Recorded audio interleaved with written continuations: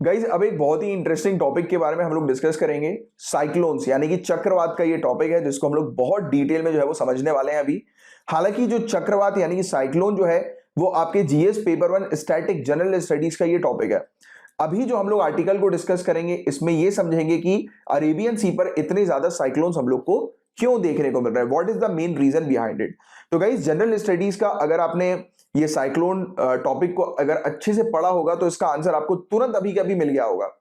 क्यों, कैसे मिल गया होगा? अगर नहीं मिला तो मैं आपको बता देता हूं, ये चीज हमेशा याद रखना कि साइक्लोन्स को एनर्जी कहां से मिलती है? टेम्परेचर, हीट से साइक्लोन को एनर्जी मिलती है। क्या मुझे कोई बता सकता है कि साइक्लोन जो है वो कहां पर हमें देखने को मिलते हैं? किस एरिया पर, किस जोन पर हम लोग को साइक्लोन्स देखने को मिलते हैं? क्या कहीं पर भी धरती पर कहीं पर भी साइक्लोन्स हो सकते हैं क्या? साइक्लोन्स आ सकते हैं क्या? या फिर एक पर्टिकुलर क्षेत्र है जहां पर हमें साइक्लोन्स देखने को मिलेंगे, उस क्षेत्र के बाहर साइक्लोन्स नहीं देखने को मिलेंगे? बताओ जरा कौन सा वो क्षेत्र है। ट्रॉपिक ऑफ कैंसर से लेकर ट्रॉपिक ऑफ कैप्रिकॉर्न, ये जो एरिया है जिसे ट्रॉपिकल जोन हम लोग बोलते हैं, ट्रॉपिकल सब ट्रॉपिकल जोन, इस क्षेत्र पर ही साइक्लोन, इस क्षेत्र पर ओनली, इसी क्षेत्र पर साइक्लोन हमें देखने को मिलेंगे। क्यों? क्योंकि इस क्षेत्र पर जैसे आप ट्रॉपिक ऑफ कैंसर पर चले जाएं और आप ट्रॉपिक ऑफ कैप्रिकॉर्न पर चले जाएं और वहां पर खड़े होकर अगर आप ऊपर देखेंगे तो सूर्य जो है वो आपको आपके सर के ऊपर दिखाई देगा। ऐसा क्यों बोल रहा हूं मैं?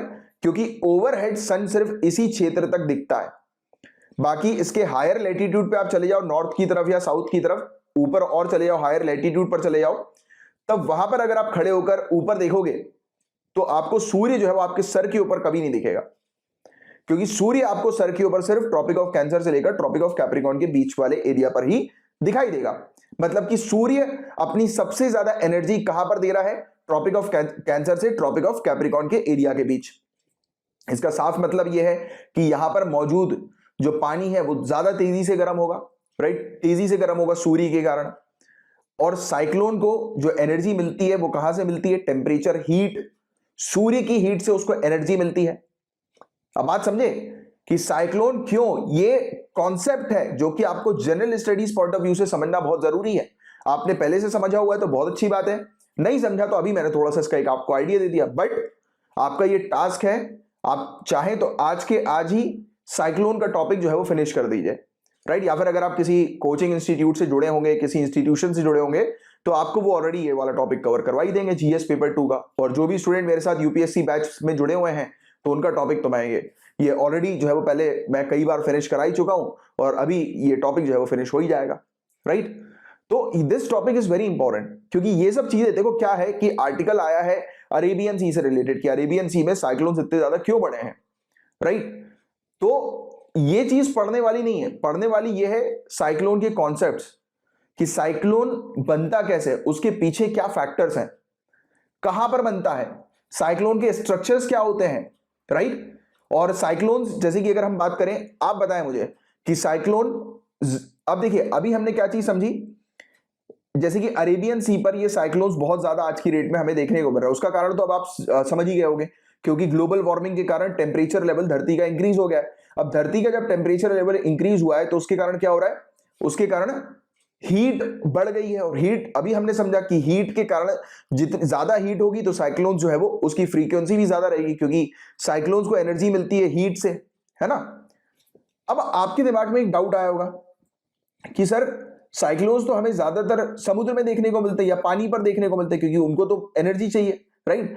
वो पानी से उनको जो है वो एनर्जी मिलती है, क्योंकि ओशियंस पर ही आपको नजर आएंगे साइक्लोन्स।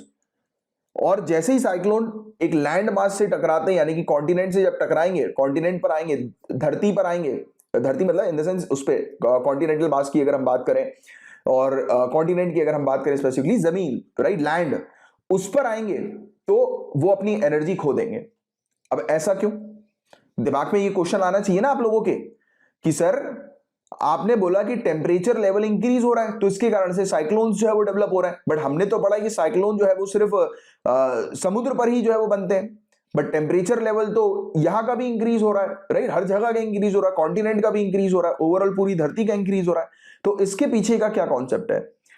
इसके पीछे का कॉन्सेप्ट अब मैं आपको समझाता हूं। अगर आपने साइक्लोन की क्लास करी हुई है और ये कॉन्सेप्ट अगर आपका क्लियर नहीं है तो आपने आधी अधूरी क्लास करी है, क्योंकि ये बहुत इंपॉर्टेंट कॉन्सेप्ट है। देखिए बात को समझिएगा, इसके पीछे जो लॉजिक लगता है वो कौन सा लॉजिक लगता है? इवापोरेशन का। अब आप मुझे बताएं कि आप एक, जैसे कि आप एक रेत को लिया है, रेत को लेकर आ जाइए आप, राइट? धरती की अगर हम बात करें, लैंड की अगर हम बात करें, लैंड गर्म होती रहेगी तो क्या उसके ऊपर से, जैसे कि आप एक तरफ पानी को गर्म करो और एक तरफ आप जैसे मान लेता हूं मैं रेत को गर्म करो, तो इवेपोरेशन कहां पर होगा? पानी पे होगा ना। आप पानी के ऊपर देखोगे बुलबुले निकलते हुए आपको नजर आएंगे, ऊपर आपको भाप जो है वो उड़ती हुई नजर आएगी। इस पे भी, लैंड पर भी आपको भाप दिखेगी, बट उसके ऊपर मौजूद जो एयर है वो ही ऊपर जाएगी। बट पानी के केस में पानी जो है वो इवेपोरेट होगा, राइट? पानी जो है वो ऊपर की तरफ जो है वो जाएगा। इवेपोरेशन पानी का हम लोग को देखने को मिलेगा, होगा कि नहीं होगा? तो जब ये पानी इवेपोरेट हो रहा है, ऑलरेडी वहां पर हवा है। अब आप बात को ध्यान से समझिएगा, इमेजिन करिए पूरी चीज को।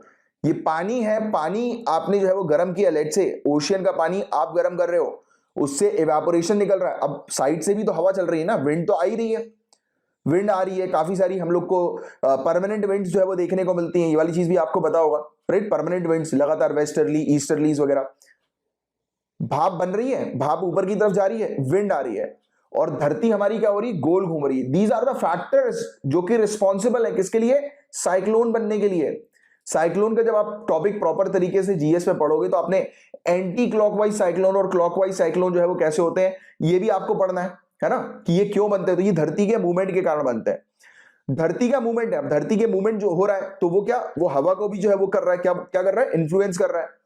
तो समुद्र की भाप ऊपर गई, धरती की हवा आई, धरती की हवा ने आकर क्या किया? उसको एक राउंड शेप दे दिया, और ये चीज कंटिन्यू होती गई, कंटिन्यू होती गई, तो क्या हुआ? भवंडर बन गया। तो ये बेसिक सी चीजें हैं जो कि आपको ध्यान में रखनी है सिविल सर्विसेज के लिए, राइट? तो पढ़ना जरूरी है, पढ़ो तो इस तरीके से पढ़ो, बिल्कुल कॉन्सेप्ट, हर एक कॉन्सेप्ट क्रिस्टल क्लियर होना चाहिए। चलो let's come back to the current affairs topic, क्योंकि एक्चुअली करंट अफेयर्स में जो आर्टिकल आया, उस आर्टिकल में एक्चुअली जो चीज मेंशन है वो ये है कि अरेबियन सी पर साइक्लोन जो है वो बढ़ गए हैं। तो we know about it because of global warming, but until unless आप साइक्लोन के बारे में नहीं पढ़ोगे, साइक्लोन के बारे में अच्छे से नहीं समझोगे, तो आपको ये टॉपिक क्लियर नहीं होगा, और ये फिर आपका टॉपिक आधा अधूरा है, सिविल सर्विसेज के लिए नहीं है फिर ये टॉपिक, राइट? आप, क्योंकि सिविल सर्विसेज का अगर आप तैयारी कर रहे हो तो इट इज वेरी इंपॉर्टेंट कि आप उसके स्टैटिक पोर्शन से भी उसको कवर करो। तो आपके लिए आज एक टास्क है कि आप साइक्लोन का चैप्टर आज ही जो है वो फिनिश करें, आज ही रीड करें। अगर आप किसी कोचिंग संस्था से हैं तो आपको करवा दिया जाएगा, और अगर आप मुझसे जुड़े हुए हैं यूपीएससी बैच के अंदर तो आपको तो मैं करवाऊंगा ही, राइट? चलिए हम लोग जो है आगे डिस्कस करते हैं। तो एक analysis past data of cyclones की, राइट, एक सामने आई, एक अध्ययन हम लोग को देखने को मिला, या एक आप कह सकते हैं कि विश्लेषण हम लोग को देखने को मिला, जिसमें 1891 का डेटा रखा गया और 2020 का डेटा रखा गया, और ये चेक किया गया कि साइक्लोन की इंटेंसिटी क्या है अरेबियन सी के ऊपर। तो ये चीज सामने आई कि जो फ्रीक्वेंसी है, आवृत्ति जो है साइक्लोन्स की, चक्रवात की, वो बढ़ गई है। यहां पर वेरी सीवियर साइक्लोनिक स्टॉर्म्स जो है वो हम लोग को अरेबियन सी के ऊपर देखने को मिल रहा है। हालांकि इससे इंडिया के जो वेस्टर्न कोस्ट है उसको कोई खतरा नहीं है, क्योंकि ज्यादातर साइक्लोन जो है वो ओमान, यमन, यहां पर जो है वो डाइवर्ट हो जाते हैं, राइट? तो ये चीज हमें देखने को मिलती है, या फिर वहां पर आकर अपनी एनर्जी जो है वो खो देते हैं। तो बहुत ही कम साइक्लोन यहां तक आ पाते हैं। और हालांकि आपको बता दें कि हमारा जो ईस्टर्न कोस्ट है, कौन सा, बे ऑफ बंगाल वाला जो एरिया है, वो थोड़ा सा ज्यादा वल्नरेबल है, उसको ज्यादा खतरा है, वो संवेदनशील है। वहां पर जो साइक्लोन्स की अगर हम बात करें तो अत्यंत गंभीर चक्रवात, एक्सट्रीमली सीवियर साइक्लोन्स वहां पर आते हैं। इसलिए आपने सुना होगा अक्सर न्यूज कि ओडिशा में चक्रवात आया, उसने तबाही मचा दी, वेस्ट बंगाल में चक्रवात आया, उसने तबाही मचा दी। तो अपने सुने होंगे, ऐसी ऐसी न्यूज आती रहती है ना? बट हालांकि वहां पर भी जो फ्रीक्वेंसी है सीवियर, या फिर इस टाइप के साइक्लोन्स की, जो बहुत ही ज्यादा सीवियर, एक्सट्रीमली सीवियर साइक्लोन्स है, तो उसकी फ्रीक्वेंसी कम है, राइट? तो ये एक चीज अच्छी है। अब देखिए, आप सिविल सर्विसेज की तैयारी कर रहे हो, मुझे एक क्वेश्चन का आंसर आप सभी लोग लिखकर बताएं। साइक्लोन्स बढ़ गए हैं अभी, तो मौत के रेट बढ़ेंगे या घटेंगे? साइक्लोन्स बढ़ गए हैं, उसके कारण मौत के रेट बढ़ेंगे या घटेंगे? जनरल पब्लिक का आंसर होगा बढ़ेंगे। बट सिविल सर्विसेज की जो तैयारी कर रहे हैं, क्योंकि ये डिमांड है मेंस के आंसर की आपके, कि जब आप मेंस का आंसर लिखें तो आपको हर डायमेंशन को उसमें ऐड करना है, और हर तरीके से चीजों को सोचना है। अभी तो आपको पता लग गया कि साइक्लोन्स की इंटेंसिटी बढ़ गई है, साइक्लोन्स बढ़ गए हैं, बट जनरली आम जनता का दिमाग चलता है कि अरे यार साइक्लोन बढ़ गया मतलब कि और मौतें होंगी और प्रॉपर्टी का डैमेज होगा। बट ह्यूमंस टेक्नोलॉजी एडवांस हो चुका है। ह्यूमन को पता है, ह्यूमन के जो सिस्टम्स हैं, अर्ली वार्निंग सिस्टम, जिसके तहत ह्यूमंस को, अथॉरिटीज को पहले से ही अलर्ट मिल जाता है। कल को आप डिस्ट्रिक्ट कलेक्टर बनेंगे, आप ऐसी डिस्ट्रिक्ट में है जो कोस्टल एरिया पर है, आपके पास साइक्लोन आने से पहले अलर्ट आ जाएगा। फिर आप क्या करोगे, आप तुरंत तैनात कर लोगे अपने पूरी तुरंत जो है वो मतलब डिजास्टर मैनेजमेंट की टीम जो है उनको तैनात कर दोगे, तुरंत जो है वो उनको भेज दोगे आप कि वहां पर पूरी व्यवस्था जो है वो करे। आप ग्राउंड रिपोर्ट लेने के लिए आप वहां पर पहुंच जाओगे, उस जगह पर, उस स्थान पर जहां पर साइक्लोन आने वाला है। वहां से जो लोग हैं, कम्युनिटीज, उनको हटाओगे, वहां से उनको दूर जो है वो करोगे। फिर आप क्या करोगे, अब आपने देखा कि यार एक पर्टिकुलर लोकेशन पर साइक्लोन्स का खतरा है, आप क्या करोगे, आप टेक्नोलॉजी की मदद से वहां पर ऐसे स्ट्रक्चर्स बिल्डअप कराओगे जो कि डिजास्टर रेजिलिएंट होंगे, कि अगर साइक्लोन्स आता है, डिजास्टर होता है, उसके कारण उन स्ट्रक्चर को अगर डैमेज होता है तो हम उसको जल्दी दोबारा से खड़ा कर लें। तो that should be your strategy. ये स्ट्रेटजी ह्यूमंस बना चुके हैं। तो इसीलिए साइक्लोन्स की तीव्रता बढ़ गई है, इंटेंसिटी उसकी बढ़ गई है, बट देन टू डेथ के केसेस गिर गए हैं। क्यों? क्योंकि ह्यूमंस ने टेक्नोलॉजिकली एडवांसमेंट जो है वो कर लिया है। हमारे पास ऐसे सिस्टम्स है जिसके तहत हमें पहले से ही अलर्ट जो है वो मिल जाता है। तो इस तरीके की तैयारी डिमांड करता है यूपीएससी, राइट? तो ऐसी तैयारी करो आप कि हर डायमेंशन को कवर करना है, हर तरीके से चीजों को सोचना है, राइट? फिर हमारी नेशनल डिजास्टर मैनेजमेंट अथॉरिटी और हमारी जो मिनिस्ट्री ऑफ होम अफेयर जो है, यानी कि राष्ट्रीय आपदा प्रबंधन अधिकरण, और गृह मंत्रालय जो है हमारी, तो उन्होंने भी इफेक्टिव तौर से काम करना शुरू कर दिया। उनके भी ऑपरेशन में इंप्रूवमेंट हम लोग को देखने को मिल रहा है, राइट? तो जिसके कारण से डैमेजेस जो है वो काफी कम हो गए हैं, राइट? कौन से फैक्टर्स है जिसके कारण से अरेबियन सी पर साइक्लोन्स इतने ज्यादा बढ़ गए? तो आपको पता है टेम्परेचर लेवल इंक्रीज हो गया, ग्लोबल वार्मिंग हमें देखने को मिल रही है। तो सरफेस टेम्परेचर जो अरेबियन सी का है वो बढ़ गया है पिछले 100 सालों में, ड्यू टू ग्लोबल वार्मिंग की वजह से, है ना? एंड टेम्परेचर आज की डेट में 1.2 डिग्री से लेकर 1.4 डिग्री सेल्सियस ज्यादा हो गया है as compare to last 40 years. पिछले 40 सालों में, पिछले 4 दशकों में, 4 डिकेड्स में टेम्परेचर लेवल 1.2 डिग्री से 1.4 डिग्री सेल्सियस बढ़ गया, इंक्रीज हो गया है, राइट? और वार्मर टेम्परेचर हम लोग को देखने को मिलता है। और जो गर्म टेम्परेचर जो होता है वो एक्टिव कन्वेक्शन को सपोर्ट करता है। किसको? एक्टिव कन्वेक्शन को। संवहन प्रक्रिया में तीव्रता जो है वो लेकर आ जाता है, इसके कारण हैवी रेनफॉल होती है, राइट? इंटेंस साइक्लोन्स होते हैं। अब कोई मुझे बता सकता है कि साइक्लोन के किस एरिया पर सबसे ज्यादा बादल होते हैं? ये भी एक टॉपिक है, यानी कि आपके साइक्लोन्स के अंदर ही ये चीज है जिसके बारे में आपको पता होना चाहिए। अगर आपने साइक्लोन्स के स्ट्रक्चर को अच्छे से पढ़ा है तो, नहीं पढ़ा तो आज आपको पढ़ना है, that is your task, right? General studies का। और जो टेम्परेचर जो बढ़ रहा है, जो टेम्परेचर जो राइज हो रहा है, ये हेल्प कर रहा है अरेबियन सी को कि अरेबियन सी साइक्लोन बनाने के लिए, क्योंकि टेम्परेचर राइज होगा, अरेबियन सी पर इवापोरेशन हम लोग को देखने को मिलेगा, तो उससे क्या होगा? उससे प्रॉपर कंडीशन बनेगी कि जहां पर साइक्लोन जो है वो बन सके, डेवलप हो सके। तो साइक्लोन को एनर्जी प्रोवाइड करा रहा है ये बढ़ता हुआ सी सरफेस का टेम्परेचर।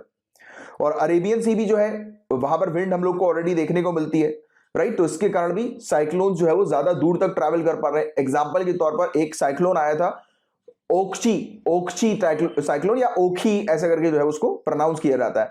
ये जो साइक्लोन हम लोग को देखने को मिल रहा था कि ये बे ऑफ बंगाल में आया था, बट बे ऑफ बंगाल से इसने अपना मूवमेंट अरेबियन सी की तरफ जो है वो ले लिया, बिकॉज ऑफ विंड, हवा के कारण।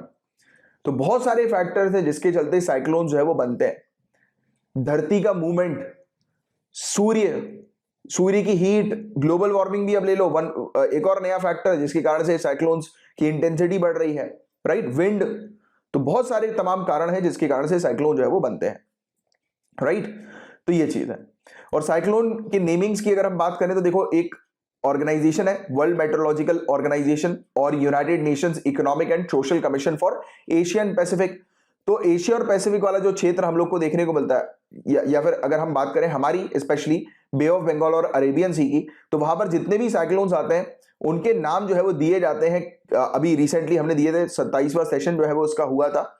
इसे panel on tropical cyclones PTC के द्वारा ऑर्गेनाइज किया गया था सन 2000 में ओमान के मुस्कट में, राइट? तो वहां पर हम लोगों ने ऑलरेडी नाम दिए थे कि इन जगहों पर, यानी कि इन क्षेत्रों पर, बे ऑफ बंगाल और अरेबियन सी में जो भी साइक्लोन्स बनता है तो उसके क्या नाम होंगे।